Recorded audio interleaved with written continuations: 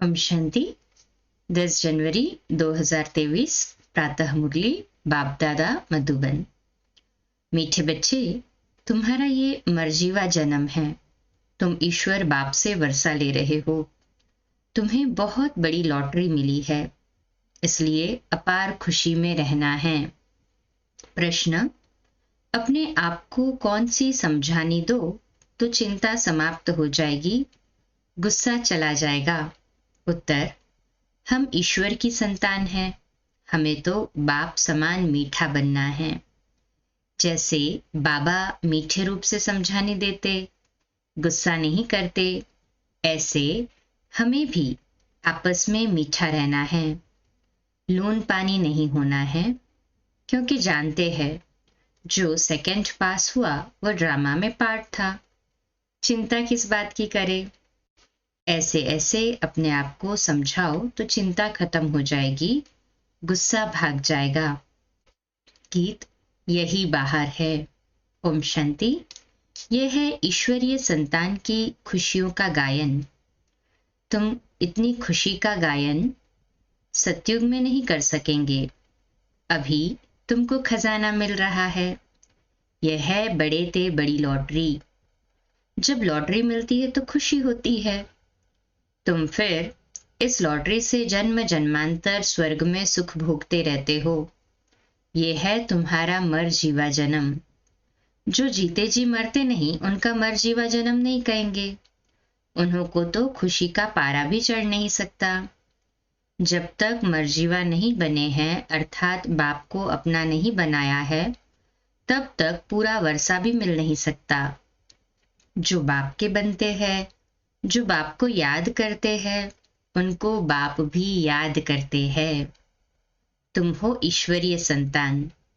तुम्हें नशा है कि हम ईश्वर बाप से वर्षा अथवा वर ले रहे हैं, जिसके लिए भक्त लोग भक्ति मार्ग में धक्का खाते रहते हैं। बाप से मिलने के लिए अनेकानेक उपाय करते हैं।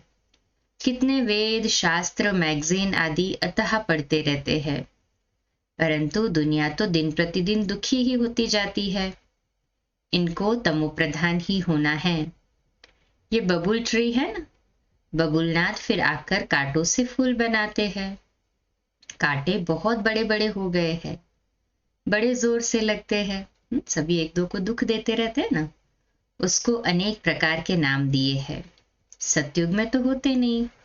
बाप समझाते हैं ये है कांटों की दुनिया। एक दो को दुख देते रहते हैं।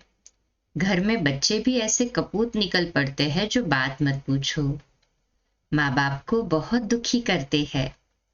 सभी कोई एक समान भी नहीं होते। सबसे जास्ती दुख देने वाला कौन है? मनुष्य ये नहीं जानते। बाप कहते हैं इन गुरुओं ने परमात्मा की महिमा गुम कर दी है। हम तो उनकी बहुत महिमा करते हैं। वह परम पूज्य परमपिता परमात्मा है। शिव का चित्र भी बहुत अच्छा है, परंतु बहुत लोग ऐसे हैं जो मानेंगे नहीं कि शिव कोई ऐसा ज्योतिर्बिंदु है, क्योंकि वह तो आत्मा सो परमात्मा कह देते हैं। आत्मा अति सूक्ष्म है, जो भ्रुकुटी के बीच में बैठी है। फिर परमात्मा इतना बड़ा आकार वाला कैसे हो सकता है? बहुत विद्वान आचार्य लोग बीके पर हंसी उड़ाते हैं कि परमात्मा का ऐसा रूप है तो हो नहीं सकता।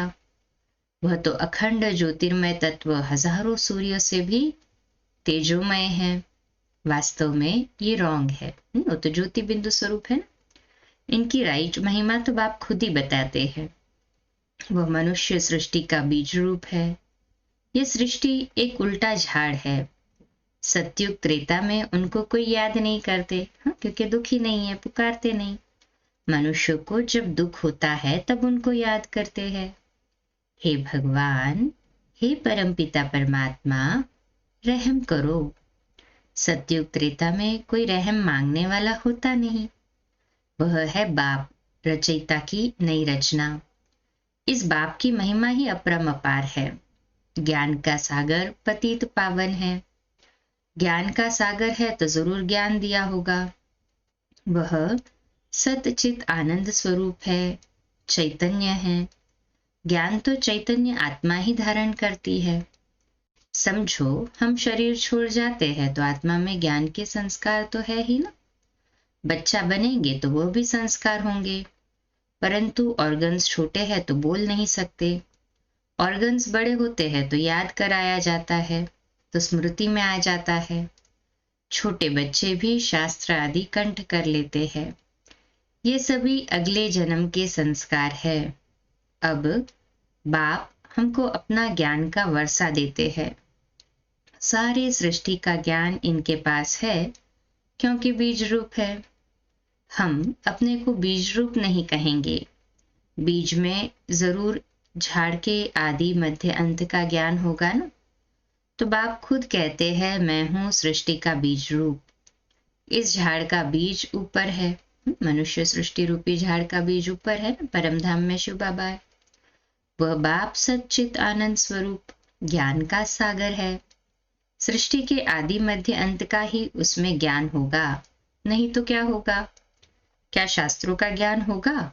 वो तो बहुतों में है। परमात्मा की तो जरूर कोई नई बात होगी ना, जो कोई भी विद्वान आदि नहीं जानते। कोई से पूछो, इस सृष्टि रूपी झाड़ की उत्पत्ति, पालना, संहार कैसे होता है? इनकी आयु कितनी है? यह कैसे वृद्धि को पाता है? बिल्कुल कोई नहीं समझा सकता। एक गीता ही है सर्वशास्त्रमय शिरोमणि, बाकी तो सब है उनके बाल बच्चे। जबकि गीता पढ़ने से भी कुछ नहीं समझते, तो बाकी शास्त्र पढ़ने से फायदा ही क्या? वर्षा तो फिर भी गीता से मिलना है। अब बाप सारे ड्रामा का राज समझाते हैं। बाप पत्थर बुद्धि से पारस बुद्धि बनाए पारसनाथ बनाते हैं। अब तो सब पत्थर बुद्धि पत्थरनाथ है, परंतु वह अपने को बड़े बड़े टाइटल देकर अपने को पारस बुद्धि समझ बैठे हैं। बाप समझाते हैं, मेरी महिमा सबसे न्यारी है। मैं ज्ञान का सागर, आनंद का सागर, सुख का सागर हूं। ऐसी महिमा तुम देवताओं की नहीं कर सकते। भक्त लोग देवताओं के आगे जाकर कहेंगे, आप सर्वगुण संपन्न हैं। बाप की तो एक ही महिमा है, वह भी तुम जानते हो। अभी हम मंदिर में जाएंगे तो बुद्धि में ज्ञान पूरा है कि इन्होंने तो पूरे 84 जन्म लिए होंगे। अभी अपने को कितनी खुशी है, आगे थोड़ी ये ख्याल आता था। अभी समझते हैं हमको ऐसा बनना है। बुद्धि में बहुत परिवर्तन आ जाता है। बाप बच्चों को समझाते हैं, आपस में बहुत मीठे बनो, लून पानी मत बनो। बाबा कभी भी किससे गुस्सा करता है क्या? बड़े मीठे रूप से समझानी देते हैं। 1 सेकेंड पास हुआ, कहेंगे ये भी ड्रामा में पार्ट था, किसकी चिंता क्या करनी है। ऐसे ऐसे अपने को समझाना है। तुम ईश्वरीय संतान कम थोड़ी ही हो। यह तो समझ सकते हो कि ईश्वरीय संतान जरूर ईश्वर के पास रहते होंगे। ईश्वर निराकार है तो उनकी संतान भी निराकार है। वही संतान यहाँ चोला लेकर पाठ बजाती है। स्वर्ग में मनुष्य है, देवी देवता धर्म के। अगर सब का बैठ हिसाब निकाले तो कितना माथा मारना पड़े, परंतु समझ सकते हैं कि नंबरवार समय अनुसार थोड़े थोड़े जन्म मिलते होंगे। आगे तो समझते थे मनुष्य कुत्ता बिल्ली बनते हैं। अभी तो बुद्धि में रात दिन का फर्क आ गया है। ये सब है धारणा करने की बातें। नटशेल में समझाते हैं कि अब 84 जन्म का चक्र पूरा हुआ। अभी इस छीछी शरीर को छोड़ना है। ये सब का पुराना जड़ जड़ीभूत तमोप्रधान शरीर है, इसे ममत्व मिटा देना है। पुराने शरीर को याद क्या करे? अब तो अपने नए शरीर को याद करेंगे, जो मिलता है सतयुग में। वाया मुक्ति धाम होकर सतयुग में आएंगे। हम जीवन मुक्ति में जाते हैं और सब मुक्ति धाम में चले जाते हैं। इसको जय जयकार कहा जाता है। हाहाकार के बाद जय जयकार होना है। इतने सब मरेंगे, कोई तो निमित्त कारण बनेगा। नेचुरल कैलेमिटीज होंगी। सिर्फ सागर ही थोड़ी सभी खंडों को खलास करेगा। सब कुछ खलास तो होना ही है। बाकी भारत अविनाशी खंड रह जाता है क्योंकि ये है शिव बाबा का बर्थ प्लेस। तो ये हो गया सबसे बड़ा तीर्थ स्थान। बाप सबकी सदगति करते हैं, ये कोई मनुष्य नहीं जानते। उन्हों को न जानना ही ड्रामा में नूंद है। बाबा कहते उन्हों का न जानना भी ड्रामा में नूंद है।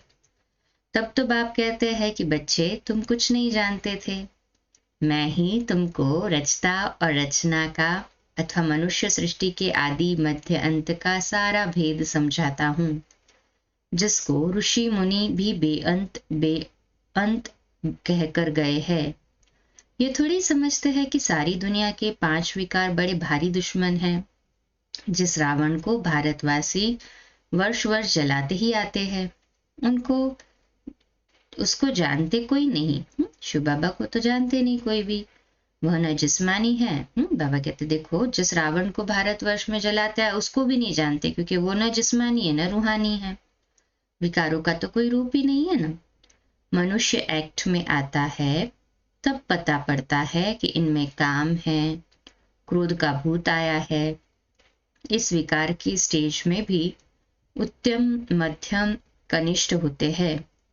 कोई में काम का नशा एकदम तमोप्रधान हो जाता है, कोई को रजो नशा, कोई को सतो नशा रहता है, कोई तो बाल ब्रह्मचारी भी रहते हैं। कोई बाल ब्रह्मचारी भी रहते हैं ना, समझते हैं ये भी एक झंझट है संभालना। सबसे अच्छा उनको कहेंगे।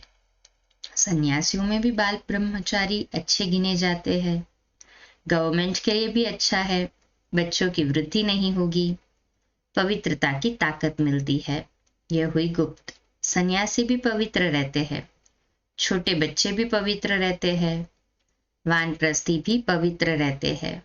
तो पवित्रता का बल मिलता ही आता है। उन्हों का भी कायदा चला आता है कि बच्चे को इतनी आयु तक पवित्र रहना है, तो वो भी बल मिलता है। तुम हो सतो प्रधान पवित्र। यह अंतिम जन्म तुम बाप से प्रतिज्ञा करते हो। तुम सतयुग की स्थापना करने वाले हो। जो करेगा सो पवित्र दुनिया का मालिक बनेगा, नंबरवार पुरुषार्थ अनुसार। यह है ईश्वरीय कुटुंब।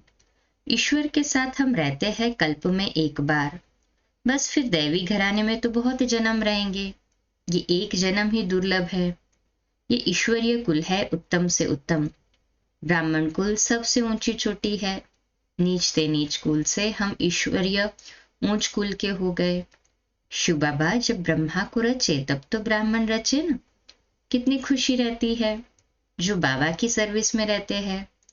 हम ईश्वर की औलाद बने हैं और ईश्वर की श्रीमत पर चलते हैं। अपनी चलन से उनका नाम बाला करते हैं। बाबा कहते हैं वह तो है आसुरी गुणों वाले, तुम दैवी गुणों वाले बन रहे हो। जब तुम संपूर्ण बन जाएंगे तो तुम्हारी चलन बहुत अच्छी हो जाएगी। बाबा कहेंगे यह है दैवी गुणों वाले, नंबरवार पुरुषार्थ अनुसार। आसुरी गुण वाले भी नंबरवार है, बाल ब्रह्मचारी भी है। सन्यासी पवित्र रहते हैं तो बहुत अच्छा है, बाकी वह किसकी सदगति कर नहीं सकते। अगर कोई गुरु लोग सदगति करने वाले होते तो साथ ले जाते, परंतु खुद ही छोड़कर चले जाते हैं। यहाँ यह बाप कहते हैं मैं तुमको साथ ले जाऊंगा, मैं आया ही हूं तुमको साथ ले जाने के लिए। वह तो ले नहीं जाते, खुद ही गृहस्थियों के पास जन्म लेते रहते हैं। संस्कारों के कारण फिर सन्यासियों के झुंड में चले जाते हैं। नाम रूप तो हर जन्म में बदलता रहता है ना। ये अभी तुम बच्चे जानते हो कि सतयुग में यहाँ के पुरुषार्थ अनुसार पद होगा। यहाँ पुरुषार्थ, वहां प्रारब्ध। वहां यह मालूम नहीं होगा कि हमने यह पद कैसे पाया। ये तो भी पता है जिसने जैसे कल पहले पुरुषार्थ किया था वैसा ही अब करेंगे। बच्चों को साक्षात्कार भी कराया हुआ है कि वहां शादी आदि कैसे होती है, बड़े बड़े मैदान बगीचे आदि होंगे। अब तो भारत में ही करोड़ों की आबादी है, वहां तो कुछ लाख ही रहते हैं। वहां थोड़े इतनी मंजिलों वाले मकान होंगे। ये अभी है क्योंकि जगह नहीं है। वहां इतनी सर्दी नहीं होगी, वहां दुख की निशानी भी नहीं है। न बहुत गर्मी होती जो पहाड़ों पर जाना पड़े, नाम ही है स्वर्ग। इस समय मनुष्य कांटों के जंगल में पड़े है। जितना सुख की चाहना करते हैं उतना दुख बढ़ता ही जाता है। अब बहुत दुख होता है। हाँ, और दुख बढ़ेगा। बाबा कहते बहुत दुख होगा। लड़ाई होगी तो खून की नदियां बहेंगी। अच्छा, ये मुरली सब बच्चों के आगे सुनाई। सम्मुख सुनना नंबर 1, टेप से सुनना नंबर 2, मुरली से पढ़ना नंबर 3। सतो प्रधान सतो रजो तमो। सतो प्रधान सतो रजो। बाबा कहते तमो तो नहीं कहेंगे, मुरली के लिए तमो स्टेज नहीं है। टेप में हूबहू आती है। अच्छा, बाप दादा और मीठी माँ का सिकिलदे बच्चों को याद प्यार और गुड मॉर्निंग। रूहानी बाप की रूहानी बच्चों को नमस्ते। हम रूहानी बच्चों की रूहानी माता पिता बाप दादा को याद प्यार गुड मॉर्निंग और नमस्ते। वाह बाबा वाह, शुक्रिया बाबा शुक्रिया। धारणा के लिए मुख्य सार है। पहली पॉइंट, अपनी चलन व दैवी गुणों से बाप का नाम बाला करना है। आसुरी अवगुण निकाल देने हैं। दूसरी पॉइंट, इस पुराने जड़ीभूत शरीर में ममत्व नहीं रखना है। निकाल दिया ना ममत्व, कहें हाँ जी बाबा। नए सत्युगी शरीर को याद करना है। पवित्रता की गुप्त मदद करनी है। आज का मीठा वरदान, रूह रिहान की शक्ति द्वारा दूर रहने वाली आत्माओं को समीपता का अनुभव कराने वाले मास्टर सर्वशक्तिमान भव।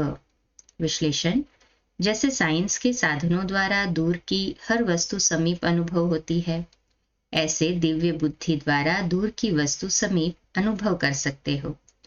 जैसे साथ रहने वाली आत्माओं को स्पष्ट देखते, बोलते, सहयोग देते और लेते हो, ऐसे रूह रिहान की शक्ति द्वारा दूर रहने वाली आत्माओं को समीपता का अनुभव करा सकते हो।